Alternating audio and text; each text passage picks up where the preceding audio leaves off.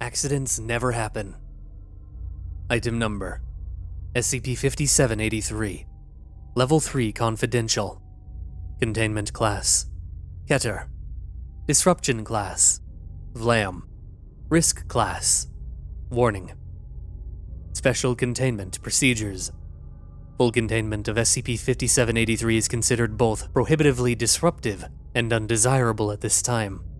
Containment efforts instead focus on keeping the general public unaware of the availability of the Segmentation Emergency Device.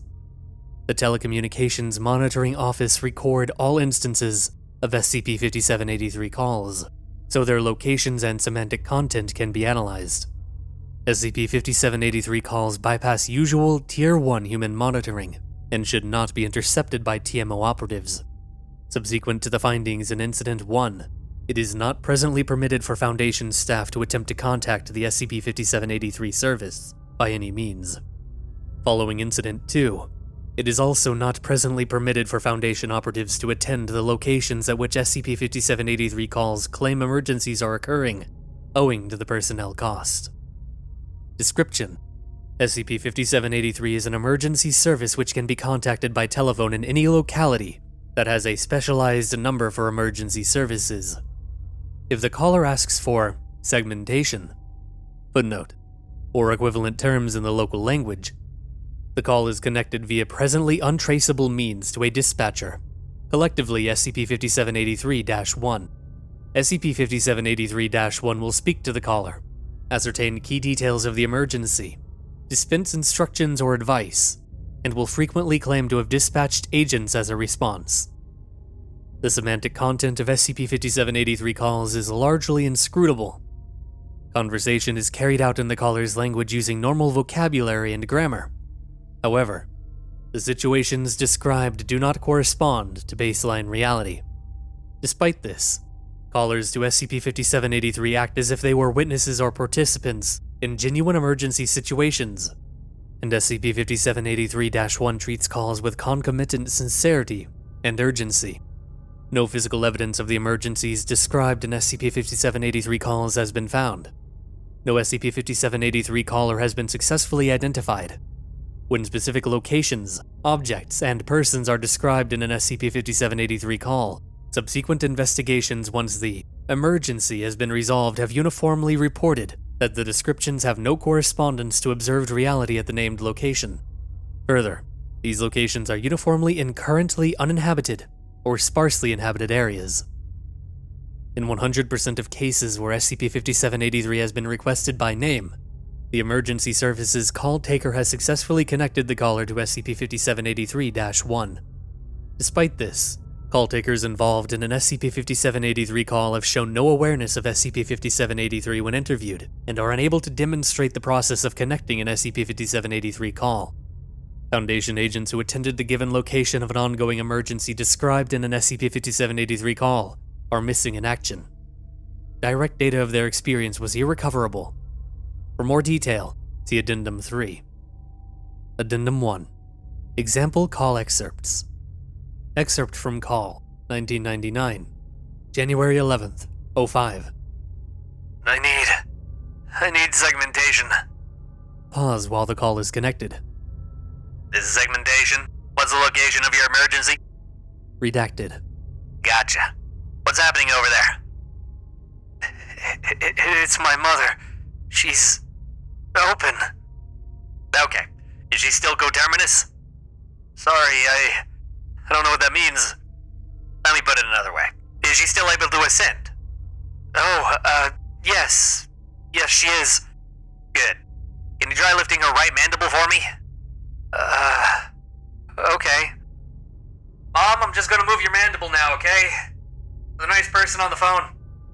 There is a crunching, slithery sound. Caller returns to the phone. I did it. It's a little acidic, but it still resonates. Is that good? Okay, you're doing great. Try to keep her calm and well lubricated. It's in a cocoon, they should be with you soon. Excerpt from Call 2006, August 4th, 02. Transcript is translated from original Spanish. I've just been shed. Sorry to hear that. Can you describe the assailant? It was a few minutes ago. I was just projecting from the corner of 14th and they emerged from the background and took it. They were chitinous and mean. I think one of them was from Puerto Rico. And what still remains? Just the image. I can't feel the surface anymore. It's particularly upsetting because it was a gift from my grandmother, so I can't just buy a new one. Sending a drone, ma'am. Obviously we can't guarantee we'll get it back, but if we can derive... Oh, I know. We'll need a full statement from you. Happy to do that if it gets these guys off the tangent, you know? Great. What's your antenna for the drone? Addendum 2. Incident 1. For several weeks beginning 1997, August 15th, the Foundation made attempts to contact SCP-5783-1. SCP-5783 call information gathered by the Telecommunications Monitoring Office was analyzed in order to construct plausible false SCP-5783 emergency scenarios that would also permit the Foundation to gather information on the nature of the SCP-5783-1 entity or entities. These efforts failed, as SCP-5783-1 was able to quickly identify in every instance the fraudulent nature of the emergency. Excerpt. Please, help. My mother is open. Sir, are you lying to me?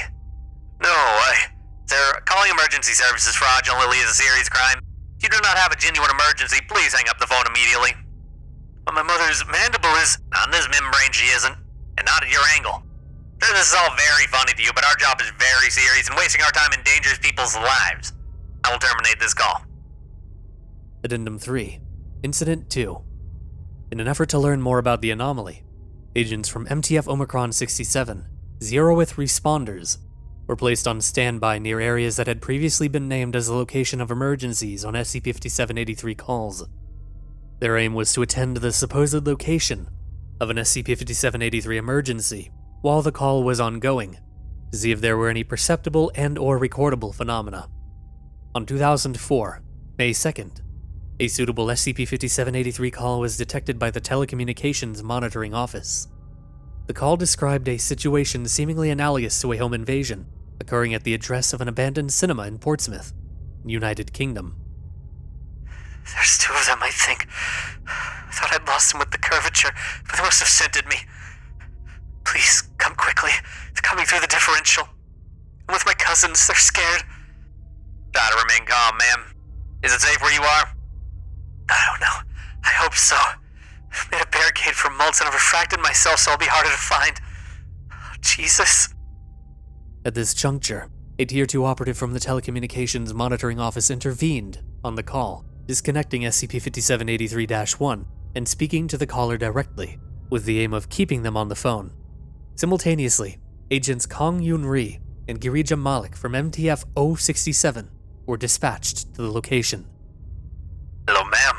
This is a new dispatcher taking over this call. Can you confirm your status? I am sealed and sheathed. The cousins are within me. Can you describe yourself so our agents can recognize you?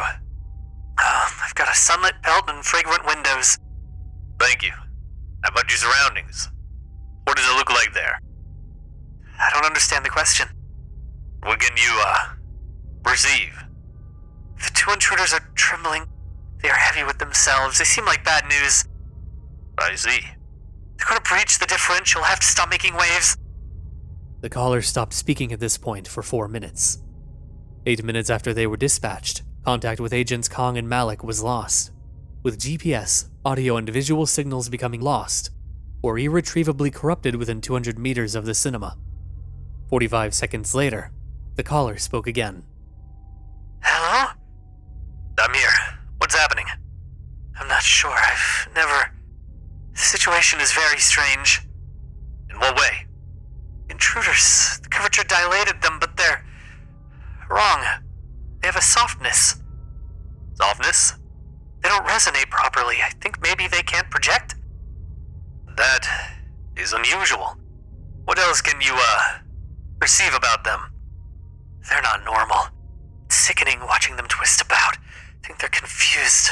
Maybe not even intelligent. They're... things. Do you think they pose a danger to you? Not if they can't project or understand curvature. It's horrible. In that case, can you, intersect with them? Perceive them more wholly? That's a strange way of putting it, but sure. A rustling sound is audible on the call. Listen, they're making noises. I think they might cease. The sound of someone whispering slowly becomes audible. Alec. This audio is subjected to deconvolutional transformation analysis. The resulting voice is a 64% match for that of Agent Malik. So gross. Is one of the pods getting here? Subsequent investigation of the cinema location found no trace of the caller or Agent Malik. A thin biological film covering 17 irregularly shaped areas of wall, a cumulative 4.5 square meters in area, was recovered. Microscopy found it to be composed of human kidney cells that were a DNA match for Agent Kong. Agents Malik and Kong are considered missing in action. Further attempts to intercept SCP-5783 calls or emergencies have been halted, while the possibility of retrocausal event is investigated.